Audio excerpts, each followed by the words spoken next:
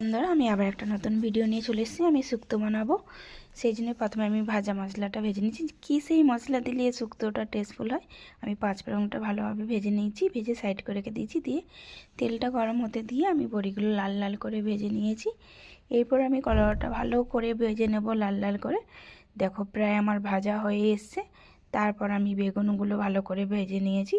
তারপর আমি কড়াইতে 5 ফোড়ন আর শুকনো লঙ্কা দিয়েছি। অনেকে আবার রাঁধুনি দেয়, রাঁধুনি দেওয়ার থেকে 5 ফোড়ন দিয়ে তোমরা শুক্তো বানাবে, দেখবে খুবই টেস্টি হবে।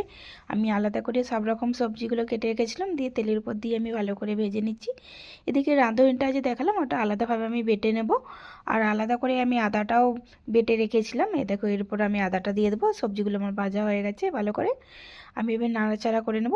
আমি যেইভাবে শুক্তো বানাচ্ছি তোমরাও সেইভাবে শুক্তো বানিয়ে দেখো, খুবই টেস্টফুল হবে খেতে। এরপর আমি দিয়ে দেবো রাঁধুনি বাটা। রাঁধুনি বাটাটা আর আদা ভালোভাবে আমি